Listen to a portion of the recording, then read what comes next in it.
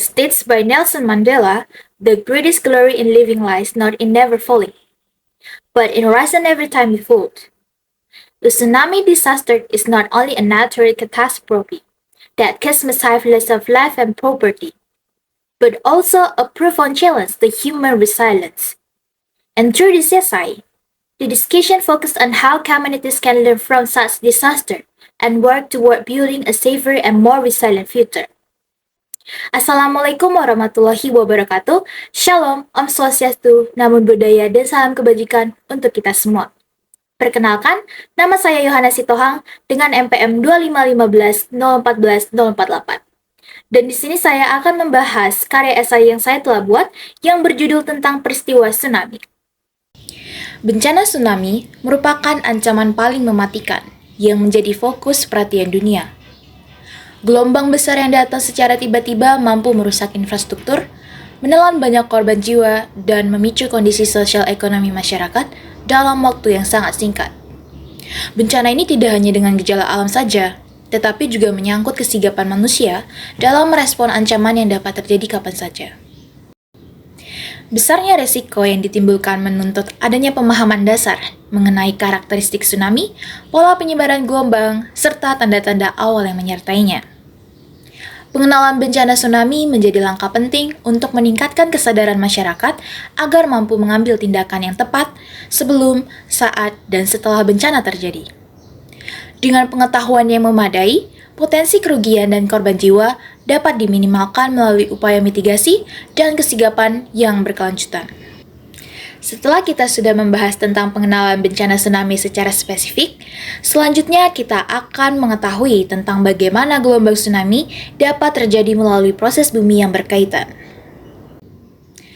Proses tsunami yang berkaitan dengan dinamika lempeng tektonik di bawah permukaan bumi yang berada pada area pertemuan lempeng Indonesia, Australia, Pasifik, dan Eurasia yang saling menekan sehingga memicu adanya gempa bumi yang ada di bawah laut. Pergerakan lempeng menghasilkan patahan besar dan mengganggu keseimbangan dasar laut, dan terjadilah perpindahan volume air yang sangat cepat. Perubahan inilah yang menimbulkan gelombang besar yang memicu daratan dengan kecepatan tinggi. Semakin besar energi pelepasan gempa pada zona, semakin besar pula potensi gelombang tsunami yang muncul. Selain dipicu pergerakan tektonik, tsunami bisa terbentuk melalui proses kebumian, seperti longsoran bawah laut, aktivitas vulkanik, dan pergeseran geomorfologi pantai. Gunung api yang berada di bawah laut yang meletus dapat menyebabkan getaran kuat yang memindahkan massa air dalam jumlah yang sangat besar. Selain faktor alam, kerentanan manusia juga memperparah dampak tsunami. Banyak permukiman yang berkembang tanpa memperhatikan zona rawan bencana, terutama di wilayah dataran rendah dekat pantai. Aktivitas manusia yang merusak lingkungan, seperti penebangan mangrove dan reklamasi pantai yang mengubah bentuk garis pesisir, turut mengurangi perlindungan alami dan hempasan gelombang. Adapun salah satu contoh kasus nyata tsunami yang paling dikenal secara global adalah tsunami Aceh pada 26 Desember 2004. Peristiwa ini dipicu oleh gempa Megatros yang berkekuatan sekitar 9,1 sampai 9,3 yang terjadi akibat pertemuan lempeng Indonesia-Australia dan lempeng Eurasia di zona Sumatera. Pergerakan vertikal dasar laut yang sangat besar menyebabkan perpindahan massa air laut secara tiba-tiba, sehingga memicu terbentuknya gelombang tsunami raksasa yang menyebar ke berbagai negara di kawasan Samudra Hindia. Gelombang tsunami yang menghantam wilayah pesisir Aceh memiliki ketinggian puluhan meter dan datang dalam waktu yang relatif singkat setelah gempa utama. Dampak yang ditimbulkan sangat dahsyat, meliputi kerusakan total infrastruktur, permukiman, fasilitas umum, dan lingkungan pesisir. Lebih dari 100.000 jiwa meninggal dunia, menjadikan peristiwa ini sebagai salah satu bencana alam paling mematikan dalam sejarah modern. Besarnya jumlah korban jiwa tidak hanya disebabkan oleh kekuatan tsunami, tetapi juga oleh rendahnya tingkat kesiapsiagaan masyarakat, ketiadaan sistem peringatan dini tsunami yang memadai, dan minimnya informasi dan edukasi kebencanaan pada saat itu. Banyak masyarakat yang tidak memahami tanda-tanda awal tsunami dan tidak mengetahui prosedur evakuasi yang tepat, sehingga tidak memiliki cukup waktu yang singkat untuk menyelamatkan diri. Kasus nyata lainnya adalah tsunami Selat Sunda yang terjadi pada 22 Desember 2018. Berbeda dengan tsunami Aceh, peristiwa ini tidak dipicu oleh gempa bumi tektonik, melainkan oleh aktivitas vulkanik Gunung Anak Rakatau.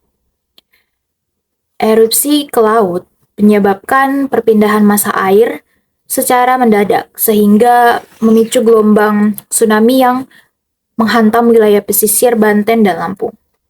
Karena tidak didahului oleh gempa bumi, masyarakat tidak menyadari adanya ancaman tsunami. Akibatnya, peristiwa ini terjadi tanpa peringatan dini yang jelas. Sehingga banyak warga yang berada di kawasan pantai tidak sempat melakukan evakuasi. Gelombang tsunami datang secara tiba-tiba pada malam hari, saat sebagian besar masyarakat itu sedang beraktivitas atau beristirahat. Kemudian ada dampak tsunami Selat Sunda yang menyebabkan ratusan korban jiwa, ribuan orang luka-luka, serta kerusakan pada rumah, hotel, kawasan wisata, dan infrastruktur pesisir. Peristiwa ini menunjukkan bahwa tsunami tidak selalu disebabkan oleh gempa tektonik, tetapi juga dapat terjadi akibat aktivitas vulkanik dan longsoran bawah tanah yang sering kali sulit diprediksi. Adapun dampak dari bencana tsunami, yaitu gelombang besar yang menyapu daratan mampu merusak ekosistem pesisir, terutama terumbu karang, lamun, dan hutan mangrove yang menjadi pelindung alami pantai. Endapan lumpur dan air asin yang terbawa jauh ke daratan mengubah kualitas tanah serta mencemari sumber air bersih wilayah pesisir. Kehilangan keanekaragaman hayati karena habitat biodata laut hancur akibat hempasan ombak. Tsunami juga menyebabkan guncangan besar bagi kehidupan masyarakat. Banyak warga kehilangan mata pencarian, terutama yang bekerja sebagai nelayan, pedagang kecil, dan pelaku wisata yang ada di sekitar pantai. Dari sisi infrastruktur,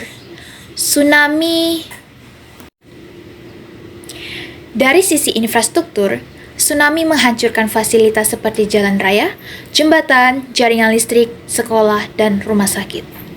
Kerusakan ini membuat mobilitas warga terhambat dan pelayanan publik sulit berjalan. Banyak bangunan yang roboh akibat terpaan gelombang, sehingga ribuan orang harus direlokasi ke tempat penampungan sementara. Kemudian, biaya perbaikan infrastruktur yang sangat tinggi menjadi beban berat bagi pemerintahan daerah dan nasional, karena proses kembalinya itu membutuhkan waktu yang sangat lama. Pemerintah pada Pusat Vulkanologi dan Mitigasi Bencana Geologi bersama BMKG membangun sistem peringatan dini, pemasangan buoy tsunami, hingga penyebaran informasi real-time kepada warga melalui media digital. Pemerintahan daerah juga menyusun tata ruang pesisir untuk menghindari pembangunan permukiman di zona yang paling rawan. Selain itu, juga program rehabilitas mangrove, pembangunan shelter evakuasi vertikal, dan pelatihan penanggulangan bencana dan agenda nasional. Kemudian, teknologi modern turut memperkuat manajemen risiko tsunami melalui pemodelan gelombang, sistem satelit, dan sensor dasar laut yang mendeteksi perubahan permukaan air. Berbagai gagasan mitigasi melalui dikembangkan seperti bangunan tahan gelombang, penguatan sabuk hijau pantai, dan penggunaan aplikasi evakuasi berbasis GPS. Pengembangan riset tsunami juga mendorong lahirnya pengetahuan lokal yang dipadukan dengan sains modern untuk meningkatkan akurasi prediksi dan kesiapsiagaan. Kesimpulan dari presentasi ini adalah, tsunami merupakan bencana alam yang sangat kompleks karena dipengaruhi proses kebumian, kondisi sosial, dan aktivitas manusia di wilayah pesisir. Indonesia juga sebagai negara yang berada pada kawasan tektonik aktif yang mengenai penyebab, dampak, dan langkah penanganannya menjadi sangat penting.